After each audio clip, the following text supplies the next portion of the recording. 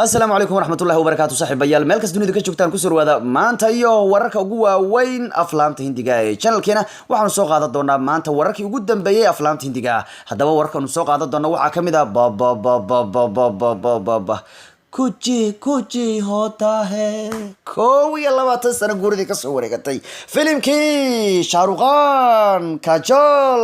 iyo raani muqracha oo hadaba u dabaaldegaya maalinka filimka laga sii deeshinay Hindiya wali waxaan soo qaadan doonaa maanta warar kale oo ku saabsan filimka Hindiga uu qayb ka yahay Ranbir iyo gacalisidiisa Arya oo u baxsanaya Manali warbaxyalka ka soo sameynayaan wali waxaan soo qaadan doonaa wiil ku beeraya jacayl gabdhihii ay kala dhaleen ninka la yiraahdo ninka lagu magacaabo JK Banda iyo aktarka Saif Alqan oo caruurtoodii jacayl lagu kala beeray atriishooyinka ahaa oo aktarka Umburi xasuustiisii baan soo qaadan doonaa filimka War oo noqday filimka dhaqaalaha ugu badan soo xareeyay sanadka 2009 ku xitaa jibiyay rekoorkii filimkii Shahid Hema Malina iyo wali waxaan soo qaadan doonaa warar kale oo xiiso badan oo uu qayb ka yahay sanad guurada aroos labada aktar ee weyn سيف علي قان يا كارينا كابور قد بدأ يكوا كلام نسوق هذا دونا صاحب بيال هذا صاحب channel كوس بنوس بسكراب كريسي هذا وحشة وقت كستية ساعات كست معلومات كوجودن بي عيارها تاريخه هذا أفلام تا ليابكا يكوا كلام بدن بقى waayahayo bal wararkii baanu soo qaadan doonaa aflaamta Hindiga iyo maanta channel keena waqti kasta halkaan aad ka heshaan hadaba wararka ugu waaweyn waxa kamid ah filimkii kuch hota hai waa mid kamid ah filimada jacayl waligeed aan laga ilaabi doonin shineeminka Hindiya waliba Soomaalida filimka kan xasuus gaar buu ku yahay oo ma ilowdo kuch hota hai nin daawan فيلم العكمة دي معنا شيني كمان دي فيلم حتى شاش ما داون marka kuch hota hai waa film weyn ayaa u dabaaldegaya hadda toddobaadka kanba 21 sano guuridii ka soo wareegatay filimka kan maalintii laga sii daayay shineemooyinka Hindiya maalintii filimka la sii daayay ba maanta waxa laga joogaa ya muddo 21 sano laga joogaa film sameeyaha Karan Johar ayuu u ahaa filimkii ugu horeeyay ee uu ku soo shacbaxay isagu qudhiso wuxuu u ahaa filimkii ugu horeeyay uu director ka noqdo maanta waxa weeyaan director weyn buu yahay ninka la yiraahdo Karan Johar filimkan 21 sano jirsaday toddobaadka kan waxa wax ka jilayay Shahrukh Khan Kajol iyo Rani Muqracha waxaanu filimkan u ahaa filim jacayl oo weyn oo aan qalbiyadu ka go'in waxaanu filimkan soo baxay 16 October 1998 filimka waxaan ku xusano oo mislada Shahrukh Khan waxa lagu wacay mataqaana ma xasuusta horta Rahul baa lagu wacay Shahrukh Khan ya Rahul ya aye Kajol maxaa lagu wacay mataqaana Anjali ayaa lagu wacayo Anjali di subaxay sabeenka Shahrukh Khan halka Rani lagu magac daray Tina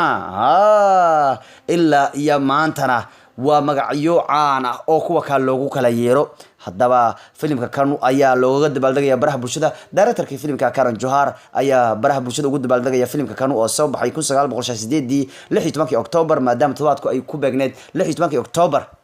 oo aynu ka soo gudubnay maalin ka hor abay ahayd ayaa toodku waxaanu xasuusanaynay maalintii filimkan soo baxay hadda laga joogo 21 sano ayaa laga jooga hadda gabadha ma taqaana waa gabadhii filimku Shahrukh Khan aaba ugu ahaa iyadoo xataa gabar weyn bay noqotay ka war yaa filimku caadi ma ahay gabadha filimku wuxuu soo baxay 98 buu soo baxay gabadhii xilligaas Shahrukh Khan filimku aaba ugu ahaa filimku ku socotay hadda gabar weyn bay noqotay waa ka maalin weyd boy ma taqaana sawir wada galeen Shahrukh Khan oo xaflad halka isku qabtay waa ka gabadhan hadda xabad laabta gelinay waa filimku dhexdiisa kuch hota gabadhan oo yar bay ahayd haddana waa ka iyadoo weyn buu laabta gelinaya waa gabadhiisii filimka kula jilaysay ee aabu ugu jiray ee u dhaleysay Rani ya iskuna keenaysay Shahrukh Khan iyo Kajol marka filimkan sidoo kale waxa ka jirayay aanu banqayr oo actor weyn oo loo yaqaan Abbaska Johnny Lever ba ku jiray amadii Soomaalida u taqaan iyo Farida Jalal oo haweeney weyna ya Sana Saeed oo gabadha yariista ah Salman Khan xataa filimku qayb ayuu ka ahaayo marka 21 sano guuridii ka soo wareegatay filimkii kuch hota hai ayaa looga dabaaldegaya Hindiya waxa kale oo ugu muhiimsan aflaamta Hindiga actorka caanka ee Ranbir Kapoor iyo saaxiibadiisa Alia Bhatt waa amoraha cusub ee Bollywoodka waa shimbiraha jacayl ee cusub Bollywoodka Ranbir hadda wuxuu la socdaa gabadha Alia Bhatt leedo waa laba actor oo weyn jacayl ka dhaxeeya hadda waxay warar ku leeyihiin Manali bay ka dagi doonaan halkaas oo ay dhawaan ka bilaabi doonaan duubista filimka Barahamastara bisha November ay dubista lagu qorshaheedu yahay inay bilaabaan filimka labadan ayaa bilaabi doona filimkooda ugu horeeyo isla keeni doonaan marka Alia Bhatt iyo gacaliyaheeda Ranbir Kapoor waxa lagu wadaa lagu leeyahay Malali ay tagaan waxaana ay keeni doonaan filimkooda ugu horeeyay ee ay noloshooda isla keenaan marka waxa lagu leeyahay dhawaan filimkooda bay bilaabi doonaan Malali bayna ka wada dagi doonaan waa laba lamaane oo jacayl ka dhaxeeya kolba hadii xataa shaqadu ay ku daalaan iyaga isku baqano maxaa yeelay kama caajisayaan shaqadooda kama caajisayaan waa iyagoo filmkas la jiraya oo ku jiraya nolol been habaas ah laakiin hadana dhab ah micnuu si dhab bay isu chukaansadaan si dhab bay isu guursan ay doonayaan filimka haday ugu hadlaan xataa nolol qiyaali ah waa wax walba waa wada dhab meesha ka dhacaya macnuhu kama caajisayaan filmka jiridiiso marka Ranbir iyo Alia Bhatt mooraha cusub ee Bollywoodka shimiraha cusub ee Bollywoodka waa kay filmkooda soo duubaya maalmaha soo aadano dhan kale wiilka dhaxda ku jiro ma taqaanaan waxa la yiraahdaa Kartik Aaryan waa mid kamid ah atoorayaasha ku cusub hadda filmada Hindiga ee Bollywoodka wuxuu jecel beer kaga garaacaya lagu leeyahay laba atrisho oo hadda ku cusub filmada Hindiya labadan atrishana waxa wada dhalay atoorayaal caan ka ah Hindiya gabadha dharka gaduudan xiran ee geeska jirta waxa la yiraahdaa Sara Ali Khan baa la dhahaa oo Saif Ali Khan baa dhalay aktarka caanka Saif Ali Khan baa la dhalay idan waa hadda waa atrisho weeyaan Sara Ali Khan filmada Hindi way keentay hadda atrisho weeyaan oo Sara Ali Khan jacayl buu ku beeray baa lagu leeyahay oo wala la xirinayaa inay xiriir kala leeyahay loo maleynaya geeskana waxa joogta Ananya Pandey waxa dhalay aktarkii caanka ah ee JK Banda ee aad ku aragteen filmada shactirada ya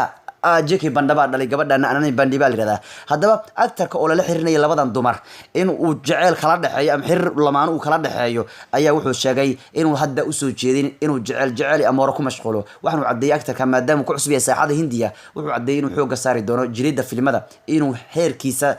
meel darajo sare ka gaaro filmada Bollywoodka Hindiya marka wiilka lagu magacaabo Kartik Aaryan waxay warar ku leeyihiin labadan atrisho ay dhaleen atoorayaal caana buu jacayl nafta kaga qaaday waxaanu leeyahay oh no jacayl uma soo jeeday hadda anigu filmada waan xoog saaraya warar kale oo miisanayna aflaamta Hindiga waxa kamid ah aktarka caanka ee Om Puri ayaa loogu dabaaldegaya dhalashadiisa Hindiya waa loo wada hambalinaya walow uu mar hore geeriyooday ninka kanu sanadkii 2007 uu geeriyay ninka waa taqaanin Om Puri askarnimo uu ku soo jilay laadarnimo uu ku jilay filmo shactirnimo uu keenay Om Puri baa la yiraahdaa haduu maanta nololaan lahaa wuxuu u dabaaldegi lahaa dhalashadiisa 68 ayuu jiri lahaa yaani maanta haduu ifka joogi lahaa 68 jir buu noqon lahaa lagu leeyahay aktarka caanka ee Om Puri oo 17 bishan ay ugu beegneyd maalintii uu dunida ku soo biiray dhalashika 17 kasto October marka la joogana dhalashada uu dabaaldegaayo marka Om Puri 68 jir buu noqday leeyahay waa laakiin aktar goor hore geeriyooday 2017 waa aktar caana dhan kale aktarka caanka ah Hrithik Roshan iyo Tiger Shroff filmkoodii War ayaa hadda noqday filmka lacagaha ugu badan soo xareeyay sanadka 2009 waa filmkii ugu xamaasada iyo xiisaha badnaa ee sanadka 2009 soo baxa waa filmkii lacagaha ugu badan soo xareeyay sanadka 2009 soo baxa waxa rekoorka haystay filmkii Shahid Kapoor ee ka birsin baa rekoorka haystay oo soo xareeyay 278 karoor rekoorkaas waa la jibiyo waxa jibiyay filimka rekoorada jibinaya ee War waxaanu hadda rekoor soo xareeyay War baa lagu leeyahay lacagadan 280 karoor buu soo xareeyay lagu leeyahay taas waxay ka dhigan tahay inuu War noqday filimka Hindiya oo dhan sanadka 2009 lacagaha ugu badan soo xareeyay taas oo ka badan filim kasta xitaa kii ugu dambeeyay uu waxa uu garaacay habibaani baa leenahay dhalashabaana can baan u rajaynaynaa atrishadii caanka ahayd legendiyadii caanka ahayd gabadhii quruxda Hindiya caanka ku ahayd gabadhii riyada loo aqooni jiray ee lagu magacaabo Hema Malini waa xaaska aktarka caanka ee Dhalamdra hadda xitaa iyadu waa siyaasi waana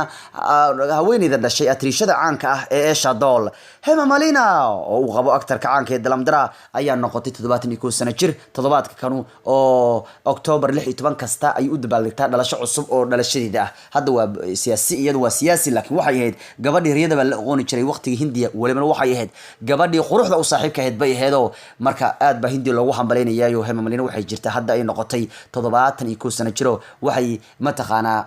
eeda u tahay labada aktar ee caanka ee Sunny Deol iyo Baby Deol ugu dambayna wararka ugu waaweyn aflaamta Hindiga waxa kamid ah aktarka caanka ee Saif Ali Khan iyo atrishada weyn ee iyana lagu magacaabo Kareena Kapoor ayaa u dabaaldegay sanad guuridii ka soo wareegatay arooskooda waa ka sawirada arkaysaan waa arooska labada lamaane ee weyn yaa kadib markii ay ku soo wareertay aktarkii caanka ee Shahid Kapoor xiriirkeeda ay soo burburay Shahid iyo Kareena markii xiriirkooda soo burburay bay isku leemisay aktarka kan caanka ee Saif Ali Khan oo ahaa nin hore u soo guursaday waliba soo guursaday atrisha caanka ahayd Bollywoodka waliba caruur ilmo waaweyn dhalay bay ku guursatay waxay Kareena aroostay Saif Ali Khan isagoo ilmo waaweyn haysta marka waa nin kasta waa sidii loo kala raab weyn yahay baana iyaa gabdhuhu loogu dhawaadaayay ninka kanu kareena qalbigu ka xaday October 16 2012 ayuu guurkoodu dhacay hadda waxa lagu leeyahay waa sanad guuridii toddobaad ka soo wareegatay markay is arooseen labada lamaane ee Bollywoodka ugu weyn kuwa kamid weeyaane Kareena Kapoor iyo Saif Ali Khan Mumbai bay isku guursadeen October 16 sanadii 2012 hadda arooskoodu waxa laga joogaa muddo 7 sano waxaan isu hayaan hal carruur sababta hal carruur wax iska weydiinaysa Soomahan markii hore ma doonin Kareena Kapoor oo mu qorshaysnay in ilmo ay dhasho yacni way diidaneed inay mataqaan hore yacni ilmo ka fardhiso waxay lahayd war u kaadi bay islahayd oo mar dambe laakiin hal koox abaya Tamuur bay u dhashay waa ka sawiradii xafladoodii laga qaaday arooska waa ka laga qaaday marka bulshada baraha bulshada dhanba aad loogu hambaleynayo 7 sano guuradii ka soo wareegay